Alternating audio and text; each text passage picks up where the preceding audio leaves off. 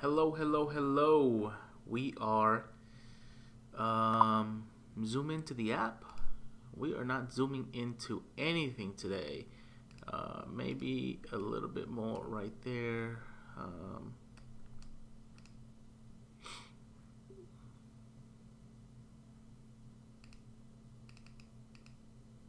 Current application.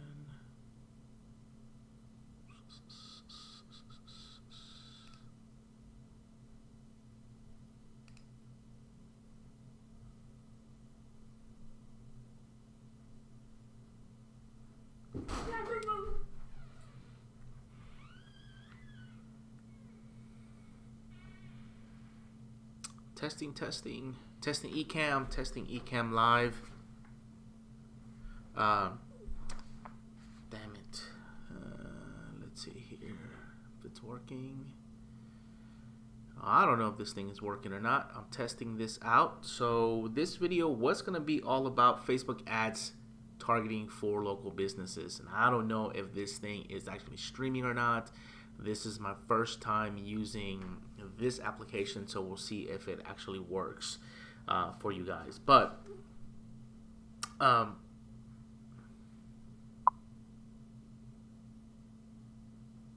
guess it is Muscle Fitness. What's up?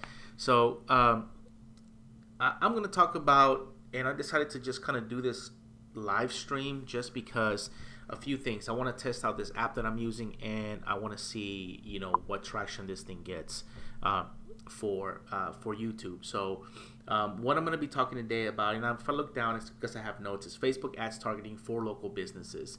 And so by the end of this, you're going to have a pretty good understanding on how to set up targeting if you're running Facebook ads for your local service business or your brick and mortar business. And even if you're in a special ad category, I'm going to go into how we set those campaigns up as well on the targeting side for our clients so that you can kind of benefit from that.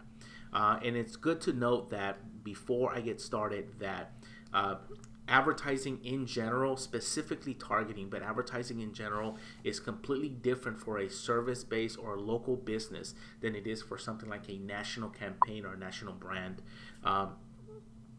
And so we are going to set things up a little bit different. A lot of times, some of the pitfalls that happen with local businesses are crazy to me, and I'm going to hopefully help you avoid some of those things. And somebody here in the chat said local targeting businesses for solar, roofing, HVAC. Okay, that's good. I struggle to generate leads for roofing and solar. Okay, that's great. So I'm going to use those then as an example in order to kind of set things up here. So the very first thing that I want to go over is sort of brick and mortar. So let me go over brick and mortar because brick and mortar should be straightforward.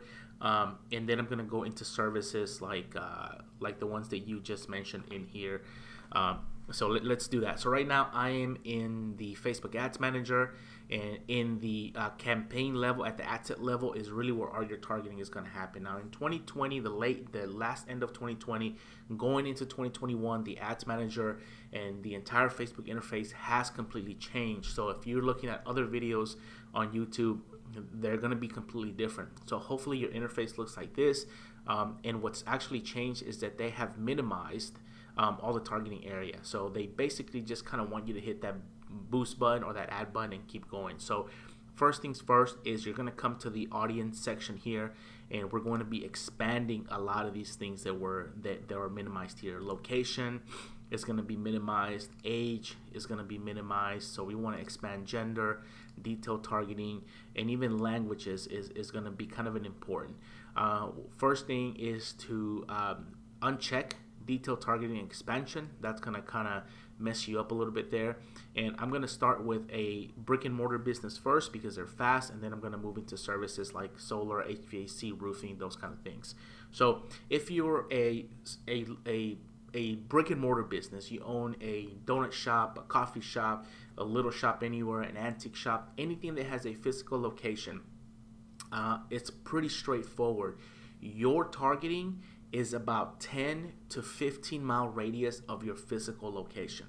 Anything outside of that, you've got to be selling something that's completely unique that nobody else can get on the opposite side of town, and that's very rarely the case. So I'm going to use this donut shop as an example. It's in our community. people want to eat here. They want to buy these little, they want to stop by this donut shop. So you're gonna take your address as a brick and mortar, and you're gonna come here to the audience section. You're gonna click on the locations and expand to be able to pop things in here, and you're gonna click on this section that says search locations. What you want to do is paste your address in there, and Facebook will automatically populate the addresses in here.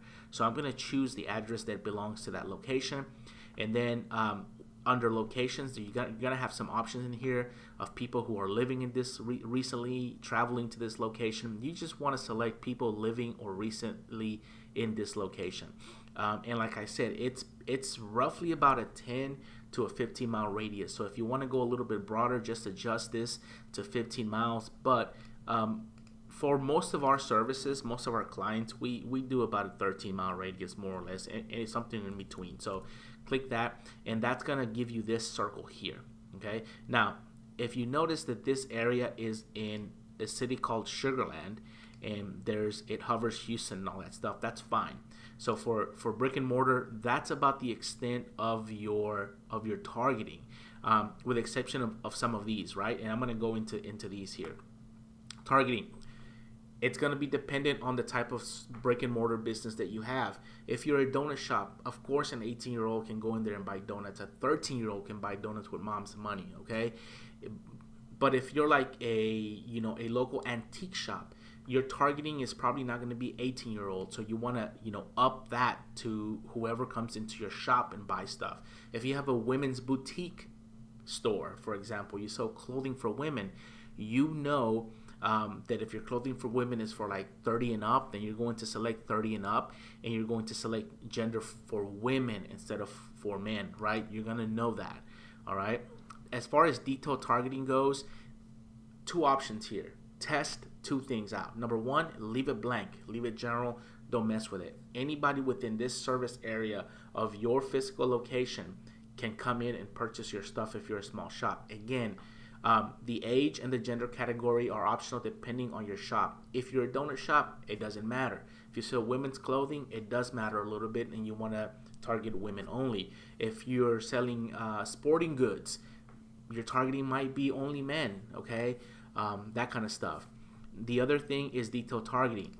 Test one that is exactly like you see it here. It's very broad, and then test another ad with one interest only. Okay, if you are a women's clothing boutique, as an example, you're gonna click obviously women here, and maybe you have a specific age range for women, so you're gonna choose maybe 30 and above.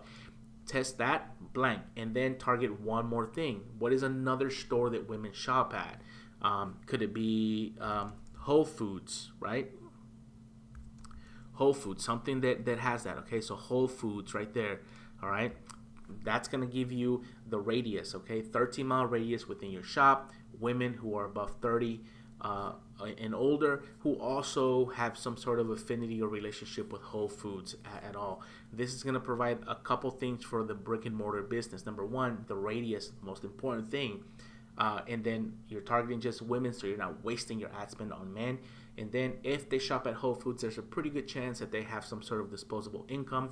Maybe they can come into your shop and buy that stuff too. Your ad copy will take care of the rest, but this is just on targeting. So that's pretty much it for brick and mortar businesses. The most important thing is your location and a 10 to about 15-mile radius. Now, we are going to hop into service type businesses. Fitness muscle, is talking about local businesses such as solar, roofing, and HVAC. So in that situation, that scenario, we are looking for a specific area. So now let's jump into service-based businesses. I'm going to clear all this stuff out here, and let's say specifically roofing. Let's go for roofing right now. Okay, so there is a specific area that your roofers are going to cover, and a lot of roofers cover a big wide area. They may cover, I'm in Houston, for example. Houston's a pretty big city, but they may go to North Houston, South Houston, all kinds of areas in town.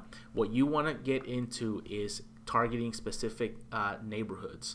So, for example, a neighborhood that I know for a fact has and it's going to take a little bit of sort of legwork. A neighborhood that I know for a fact has pretty good disposable income is the 77479 neighborhood. This is the Sugarland, Texas neighborhood. This is a suburb right outside of Houston. So I'm going to target these people here, and I'm going to again for something like roofing as an example.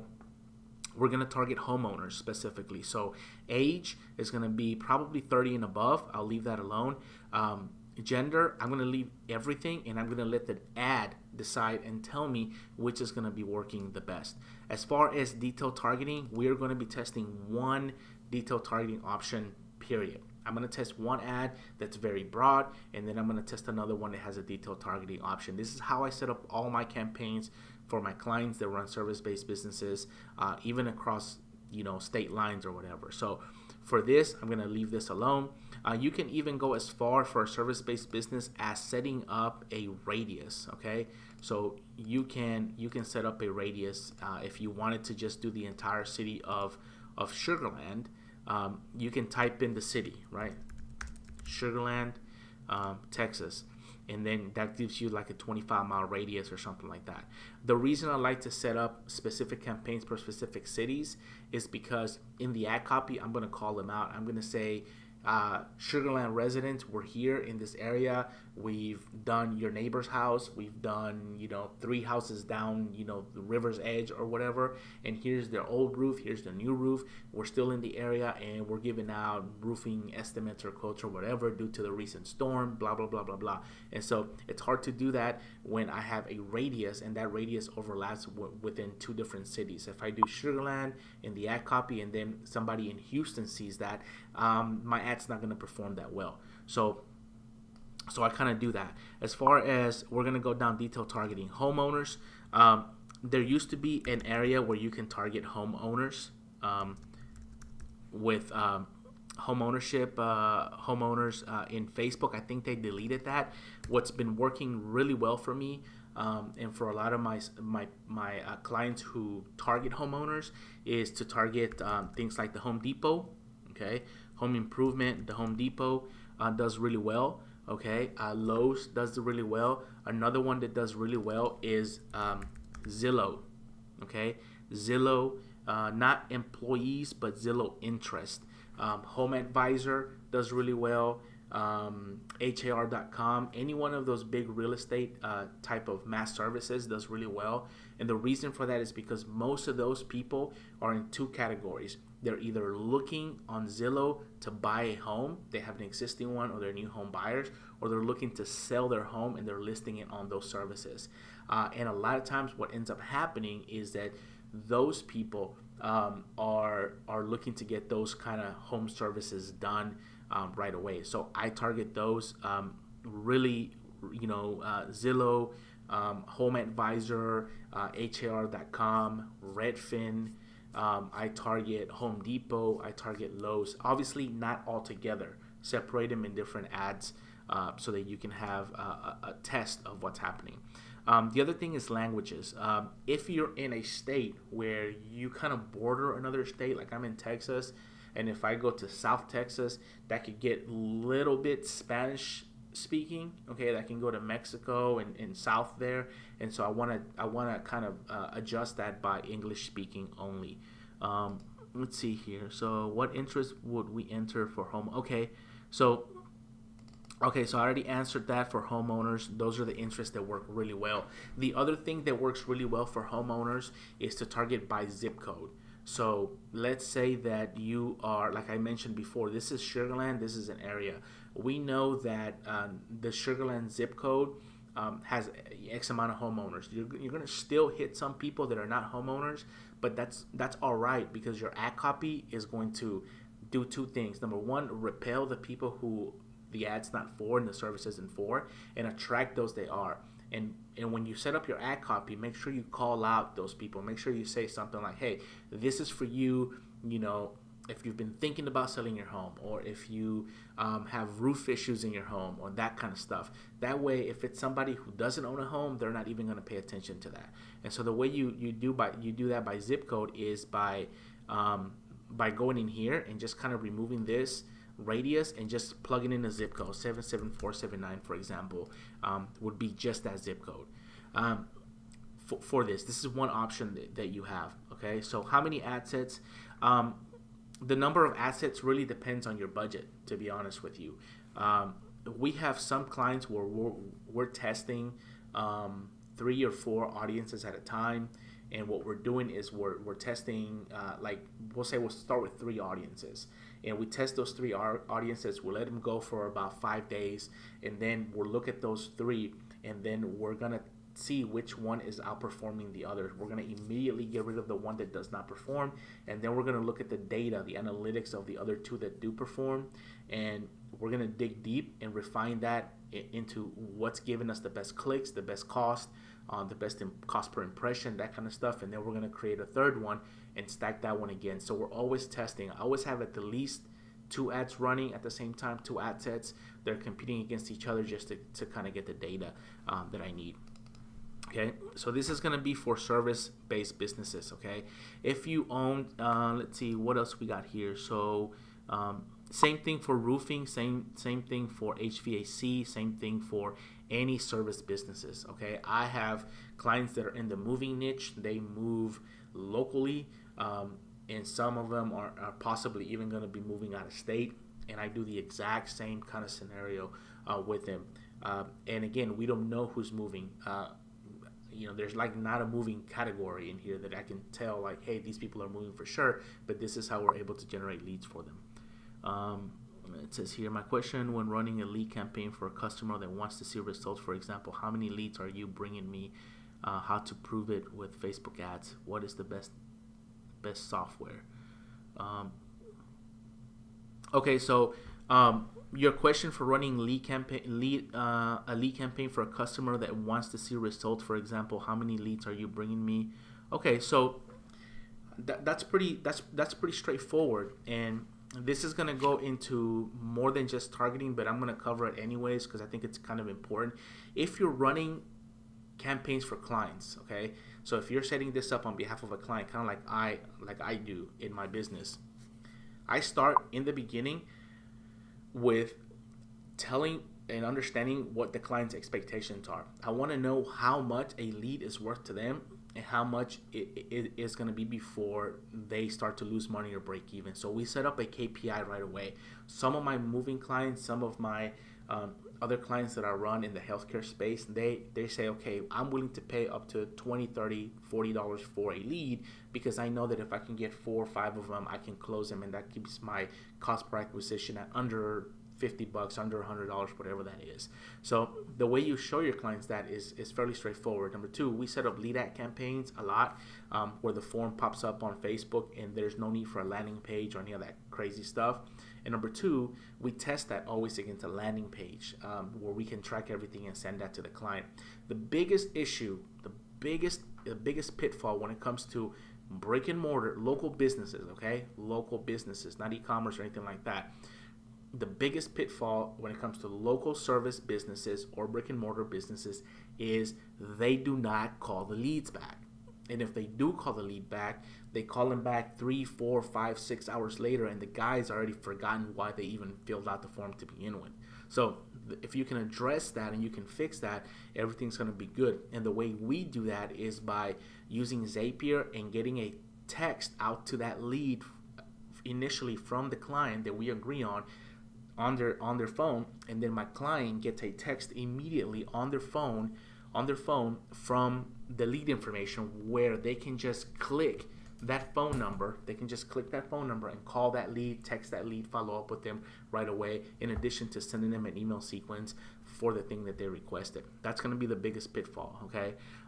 So how many leads are you bringing me? How to prove it with Facebook ads? That's it, right? You start your campaign, you start to generate leads, and then you're always tweaking every single day to try to bring the cost lower. Now, eventually the market is going to tell you, like, you can't go under this, right? Like if you're running, for example, dental leads, I know, like some of my clients, I'm not going to be able to go under like $20 per lead. That's just where the market is. I could probably try, but they're not going to be good quality leads, okay? Automatic or manual placements. Manual placements, okay? Maybe. For a brick and mortar business, keep it simple. The simple answer is the best one. If you're a brick and mortar business, keep it simple. Just blast it everywhere because people need to see your stuff over and over again. For a service business, do manual placements. If you're a little bit more advanced, Facebook newsfeed is the placement that I always choose, and then I test the others. But I've always found better success with Facebook. Placements. How to get more qualified leads from Facebook lead form? Should we? Yeah, that's a very good question. I'm a big fan of the Facebook lead form. I'm also a big fan of Messenger. Facebook lead forms by far have given me the best results, and they kill it for local businesses. Okay, local businesses absolutely be using Facebook lead forms, whether you're a service-based business or a brick and mortar. The way you get better quality leads is to number one, there's a setting in the form to make it shareable, so when people share it, they can also submit their information. And number two, ask better questions. I always put like questions in there that forces them to kind of say yes, or enable a callback or something like that. I always ask something like, hey, how do you want us to follow up with you? Or I'll ask a pre-qualifying question. It is a myth that the more questions you have, or that the lease or whatever the thing is, that you're going to get low quality leads. I literally have clients that have a lead form where we're asking for zip code, phone number, email address, how many bedrooms are in their home, etc. And the lead forms just come in, and these people close them. So they do work really well if you ask questions on that. Okay. So back to some of this targeting for service businesses. The other thing that I want you guys to know is that you can layer different interests in here, but one of the biggest mistakes that I see people making is overcomplicating this and creating a ridiculous amount of interest caked on top of each other. So they'll say, oh, people who like Zillow, who also like Home Depot, who also drive Hondas, who also work out at 24-hour fitness and also do all this stuff. And it really confuses things, and it kind of like prevents people from, finding what you need. And I know that Facebook gives you this layering thing, but for local services and local businesses, it's not that complicated, okay? You just have to get in front of more people. One thing that I do want to, my lead forms are trash. I've had almost 30 leads, 4 appointments, book, call, cancel, 20 ignores, and several I did it by mistake. My lead forms are. So Josh says your lead forms are trash. So you've had 30 leads, 4 appointments, booked all, canceled, 20 ignores, and several. So it also depends on how you're setting up your lead forms, right? Again, we talked about here, if somebody else asked the question, if it's just a standard lead form and all you're doing is asking for like the phone number and email address, and it's like a generic thing that they're asking for, it's not going to be very good quality leads, right? Because it's really easy for people. So we prefer for people to jump through hoops a little bit. So what we do is we ask custom questions. We even send them to the little thank you page after the lead form. That is even an opportunity for them to hit us up. So we set them up in a way where when they get to that thank you page, it's not like, okay, thank you, it's all done for you. It's always like, hey, we're almost there. We're going to be texting you right now, but if you want this or you want that, or you want to save an additional $5 or whatever the case is, click this button, call me, schedule an appointment, do whatever. And then we retarget them. Follow up. Again, the biggest opportunity lost, in my opinion, that I see from all my local clients is they don't call leads back. They just don't.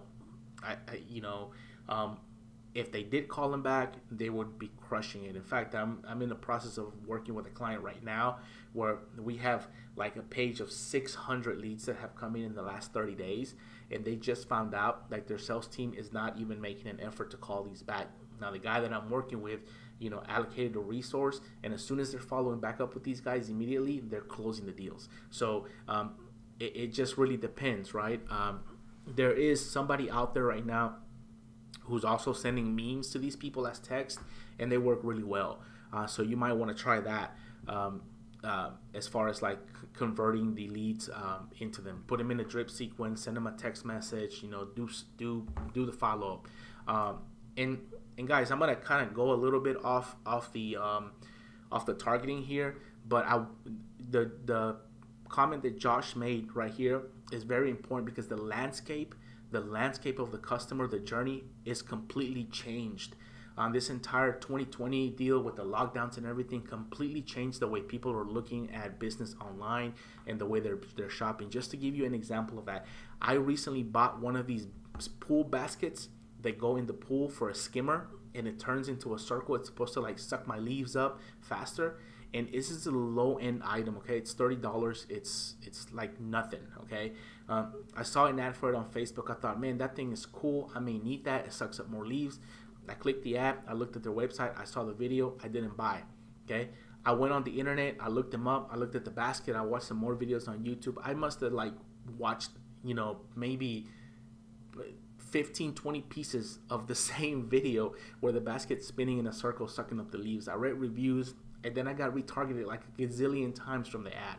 And finally, after about 3 weeks of that, I was like, okay, I need to buy this. And then I went and bought it. I didn't buy it right away from that. The journey has completely shifted. We're busier than ever. We've got kids in school right here doing virtual learning. I've got clients to deal with. I've got emails open. You've got Pandora in the background, streaming services. So you can imagine how that is for just the average person that's out there every single day. There's like this overload. So you really have to get in front of these people over and over and over and over again in order to get them to come in and kind of book with you at times. So you're very welcome, Josh. Super low quality leads. That sucks. Super low quality leads from your lead forms. You may be, what industry, what niche are you in, Josh? What are you generating these leads for? Wait for him to answer, then I'll keep going here. Okay, so one other thing that I want to show you guys that I do pretty often is I do exclusion zones. Now I'm going to jump into, I talked about brick and mortar businesses, and we jumped into service-based businesses. And now I'm going to talk to you about special categories. Okay, special categories are these kind of categories that Facebook considers sort of kind of touchy. This are social issues, election, political. Most people aren't in these, but credit opportunities, employment opportunities, housing opportunities for realtors. Those are the ones that people, that Facebook consider a special category, okay? And so when you're running an ad for any one of these, whether you're a real estate agent, you're a creditor, maybe you're providing car loans, car services, that kind of stuff, you're going to fall into one of those special categories. And with those special categories, there's no way to target by zip code. Now, I'll show you what I mean here. So if I go to campaign and I'm in a special category right here, if I fall into any one of those, I'm going to have to check this on, okay? And I'm going to have to declare to Facebook what this ad is about. So I'm going to say it could be credit, employment, housing, whatever, right? So I'm going to say this is housing for now, and I'm going to go into targeting, and you're going to see that I can no longer use this. I can no longer enter this in here. So if I type in 77479, okay, I'm not going to be able to just remove this and target just by that specific zip code. I'm only going to be able to target by radius. I can't even, like, this is no longer compliant.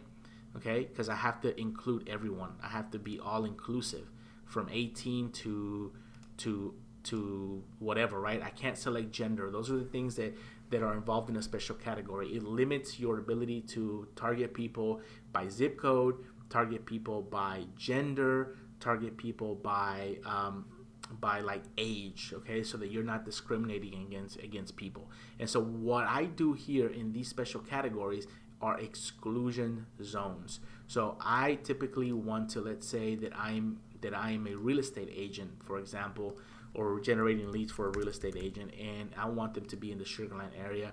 I can't go below 15-mile radius, right? It sucks.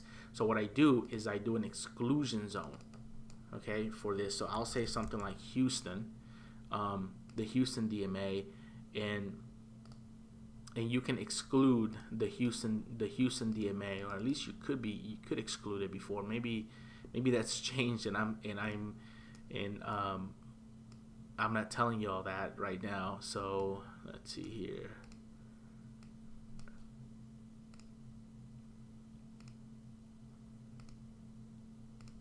Oh, nope. Yeah, I used to be able to make an exclusion. Maybe you can't make an exclusion anymore. But in either way, one of the ways that I like to do this is to target a specific shop that people go to, like a Whole Foods or a Mercedes-Benz dealership or something like that. That's going to give me that. The other thing that I like to do with special categories is definitely dig deeper into the detail targeting. Okay, so I will add something like Zillow, or I will add something like Home Advisor or something like that in that special category. My ad copy is going to do a lot of the heavy lifting within that special category.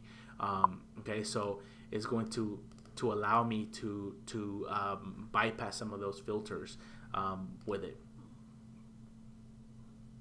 So, can we directly book appointments from lead forms? Can we directly book appointments from lead forms? The answer is yes, you can, but you have to use third-party software. So, for example, the way I do it is I have lead forms that pop up, and then I give them like a special, deal if they want to book appointments with me, and then the book button actually goes to a Calendly link, and they can pick their stuff from there. The other way that I do it is there another software besides Zapier. I can't remember the name of it, but it does something very similar where you can book an appointment directly from that. Guitar instruction, in person and at home. Josh, guitar instruction should be fairly straightforward to sort of generate interest from, man. I'd be interested to know like what your lead form is capturing. If it's just capturing name and email, maybe add other stuff in there. Add a custom question for sure. Add a custom question, or maybe a few custom questions that will trigger that, some pain points or something like that in the form, so that those leads become more quality leads. Also, maybe add a little checkbox and force them to say, hey, what would you like me to follow up with you on email, text, or whatever? Or maybe just give them an option and say, click this button. Yes, I please follow up with me via text, and have them click that button as like a custom question, so that forces them to click that button and know like, hey, this wasn't a mistake, and then you can have that conversation with you after that. Also, Josh, I'd encourage you to send a meme follow up to them through text. If you can get that, just send them a meme follow up. You'd be surprised in how people responses are completely different when you do that. Okay, so I think I've covered pretty much everything. I've covered brick and mortar, I've covered service businesses, I've covered special categories, pitfalls to avoid. Okay, overcomplicating it. Don't layer categories in here like ridiculously, in a ridiculous amount. Okay, don't stack up 10, 15 in here and then expect that to work. Too much, too specific. That falls again with this right here. Another mistake that people make with this is their ad copy, but we're not going to go into ad copy in this training here. This was just all about Facebook targeting. Ad copy is a big one because most small business owners are like falling flat with the ad copy. But the radius and maybe one interest. Try one interest in here. Service-based businesses. I'm going to change this campaign so I can share a little bit more on the service base. I'm going to turn off this ad category. I'm going to come back in here. Service-based businesses. If you are in a multiple service area, okay, what I like to do oftentimes is, for example, I'll do Sugarland. Okay.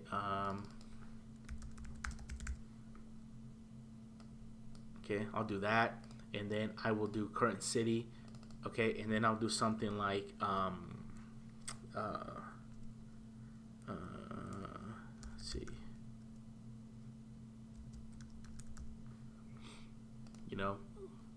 two different locations, right? These are very far apart from each other. So I'll do one like this, and then I'll do the other one specifically, right? So now this is allowing me to pop up in these different, service locations. So if you're doing roofing or solar, this is a good way. So like if you're using something like a storm tracker, which a lot of solar companies do, a lot of leak roofing companies do, they have this this like storm tracker, and they can tell where storms are going to hit, and that's why you get bombarded with all these like roofing leads before the storm hits. You might want to be able to plug in your zip codes in there and plug them all in here and have your ad fly on all these different location spots, the same ad, without having to create multiple ones in those areas, in which case your ad copy should reflect that. So in other words, don't say, hey, Sugarland, if you're going to be flying the same ad in 5 different cities. Just kind of make sure you identify the next thing that's happening in that city. Okay, so that's going to be for service-based businesses. All right, and then obviously keep your age in mind. Service-based businesses, roofing, solar, which is what you guys asked about here. 18-year-olds, they're not going to buy that. Don't waste your money on that. Okay, leave the gender, both male and female, and let the data tell you who's going to become your best client. So in some cases it might be women because they're inquiring more. In other cases it might be men. Okay, doing this as a service, would you recommend your workshop?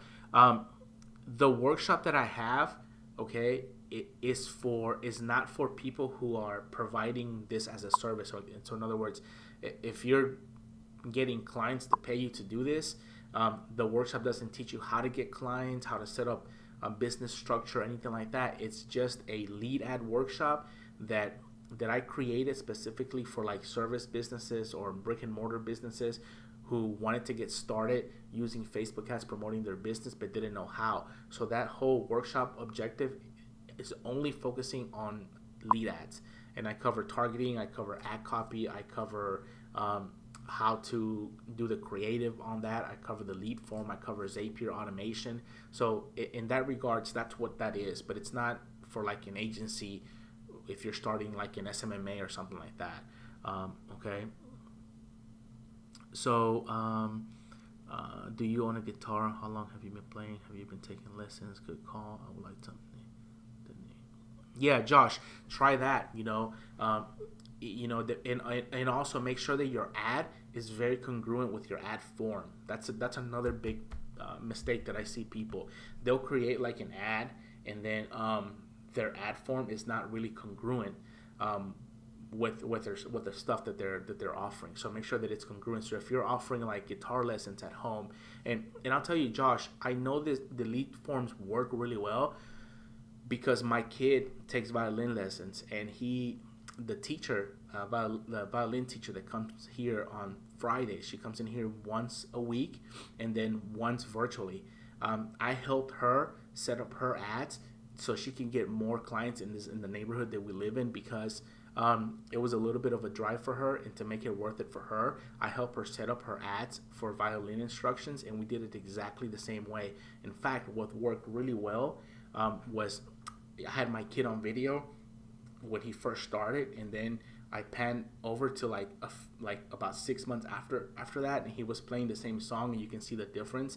And then in the ad copy, I just said, I just introduced herself. My name's Irma, and I'm a violin teacher, and I'm looking to work with 5 students or 6 students in this area. I'm here at this time. If this is you, please click here. And then it went to a lead form, and the lead form asked, has your kid ever had violin lessons?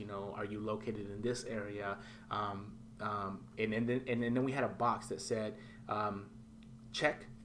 text me, to get more information or whatever the case may be. And then they reached out to her, and she was able to get more clients and more traction that way. And so I know that works. So think about your questions that you can qualify the lead, so that when you reach out to them, they're not like, oh, it was a mistake. Force them to go through that hoop. That way you get better quality leads.